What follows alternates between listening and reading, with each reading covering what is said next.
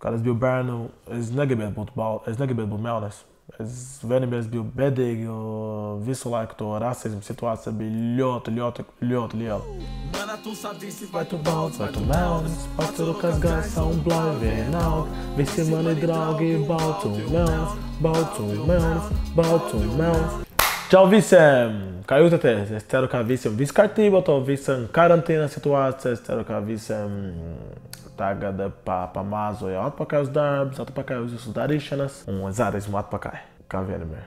Esmu atpakaļ. Daudz cilvēki man uzrakstīja par to rasismu situāciju. Man pajautāja, Latvijā ir rasisms vai ne. Pagājušajā nedēļā manā Instagram profīlā es uztaisīju aptauju. Pajautāju man sekotāji, ja viņa domā, ja ir rasisms Latvijā, tas bija to rezultāti. Tad, kā es varu redzēt, 34% no manas sekotājus domāja, ka rasismu nav Latvijā. Un diemžēl, viņa nav taisnība.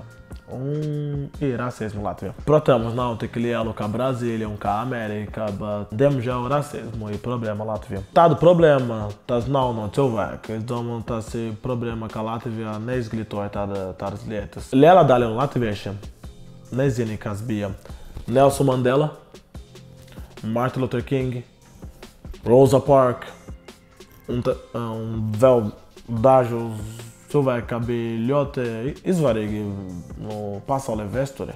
Daudz jaunieši tagad patīk, daudz reperi no Amerikas vai no Afrikas. Un šobrīd ir daudz nozīmīgi melno cilvēku pasaulē. Daudz mūziķi, sportu cilvēki, izgudrotājs, aktieris, filma, Amerikas prezidents, biznesmeni. Daudz lietas. Visi, ko balti cilvēki var darīt, melni cilvēki arī var darīt. Mēs esam visiem vienādi. Bet runājam par Latviju situācijām. Es zinu, ka Latvijā nav daudz cilvēku, ka nav daudz melnu cilvēku, kuru dara daudz lietas šeit.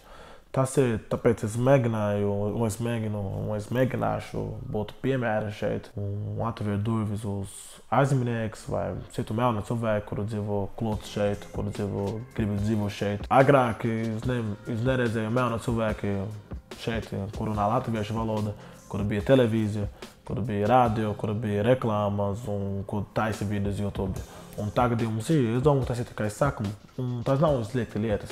Dažreiz man izliek ziņas gan Facebook, gan Instagram. Es parādīšu tagad jums dažus piemērus.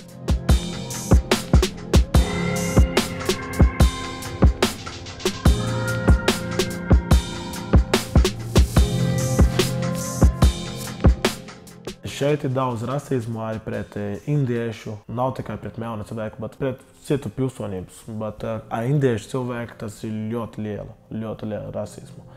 Piemēram, 2 gadu un 1 gadu atpakaļ, kur es meklēju citu dzīvokļus. Un visu laiku bija, ka ja tu esi no Indijas vai Uzbekistāna, cilvēki viņa vajadzēja samaksāt 6 mēnešu depozītus, nav tikai viena. Un tas ir rasismu, un tas ir nelegāli arī. Jo, piemēram, visi cilvēki no pasaulē, kuru grib izīrēt dzīvokli, vajag samaksāt tikai 1 mēnešu depozītu, bet ja viņam no Indijas vai Uzbekistāna, viņam vajag 6 mēnešu depozītu samaksā. Un tas ir nelegāli. Tā nevar. Cilvēki nav vainīgi, no kuriem viņa nāca, no kuriem viņa piedzimis, kāda viņa āda krāsa. Mēs neizvēlēs. Mēs tā piedzimis. Un es saprotu, ka ir daudz melnu cilvēku, kuri ir zilīgs cilvēks, bet arī ir daudz baltu cilvēks, kuri ir zilīgs cilvēks. Tad nav tikai tāpēc, ka tu esi balts, tu būs labs, un es melnis būs zilīgs. Tas ir no galva, tas ir no ko vecāki iemācījuši. Skolotāji, skolas, ko viņa iemācīs bērni. Tas ir ļoti svarīgs, jo tagad es zinu, ka sen atpakaļ, kur nebija interneta, tā bija grūti redzēt, ko melno cilvēki dara pasaulē, bet tagad internetā visi var redzēt, kas notiek pasaulē, ko cilvēki dara. Tad šobrīd ir vieglāk. Tad ejam iemācīties par citu pilsonības, par citu rases, par citu kultūras. Latvija ļoti maz. Un, ja tu gribi redzēt pasaulē un brauc ciemus citas vietas, jums vajag respektēt citus rases. Pasaulē bīstami nav Latvija ļoti droši. Un tad mums vajag ļoti uzmanīgi, ko mēs sākam cilvēki. Šeit ir daudz bērnus vai daudz cilvēku domā, ka ir forši vai smieklīgi. visu laiku saka niga, jo viņa klausa, ko cilvēki saka, vai reperis, ko reperis saka, un viņa domā, ka niga tas ir forši vārdu, bet tā nav. Un to vārdu niga, tā nāc no niger, un niger tas ir no verdzība laika. Tas ir kā balts cilvēks sauc to vergus. Es domāju, tas nav smieklīgi. Un, protams, tagad ir citu laika, bet daudz cilvēku to nepatīk. Tas ir ļoti bīstami runāt tādus vārdus, ja tu nepazīsti cilvēki, vai tu esi Amerikā, vai Brazīlijā, vai kaut kur citu, Anglijā, Londonā, vienalga, kur tu esi, bet vajag ļoti uzmanīgi. Es esmu ļoti atvērts cilvēki, un man vienmēr patīk iemācīt cilvēku. Tad dažreiz, kad bērnu atnāc parunāja mani, viņa saka niga, es mēģinu iemācīties viņu. Jo varbūt viņa domā, tas ir forši, bet tā nav, tas ir stulbs. Ja viņa brauc Amerikā un tāda mentalitāte, ka tas ir forši, tas ir labvārdu, viņa var nopietni dabūt pa purnu, var dažas problēmas, var sākt dažas problēmas, un tas ir bīstami. Tāda mans mērķis būs un vienmēr būs iemācīt cilvēku un palīdzēt cilvēku. Ir daži cilvēki, kuri nerunā angļu valoda, un tādas informācijas varbūt nevar atrast latviešu valoda, jo nav daudz melnu cilvēku, kuri var pastāstīt viedokli šeit. Bet tā ir, un es ceru, ka es varēju palīdzēt daudz cilvēku to video. Un tā ir nopietna lieta. Es esmu ļoti lepojis, ka esmu melnis, tagad es mēģinu palīdzēt to melnu kultūru un tā tālāk. Bet no sākuma, kad es biju bērnu, es negribētu būt melnis. Es vienmēr biju bēdīgi, jo visu laiku to rasismu situācija bija ļoti liela. Ļoti traki bija. Tad no sākuma es gribētu būt baltas. Varbūt es biju rasists, kad es biju bērnu, jo es gribētu būt baltas, es gribētu būt normāli māci, kā balts cilvēki, es gribētu būt zila acis. Bet mana mentalitāte ir savādāk. Esmu ļoti lepojis, ka esmu melni cilvēki, bet dažreiz esmu bēdīgi, jo es redzēju, ka mēs esam 2020, bet mums ir dažas problēmas, kuru ir traki, kā notiek. Piemēram, esmu veikala, katru dienu apstājas man sekot, katru veikala, esmu veikala, apstājas man sekot.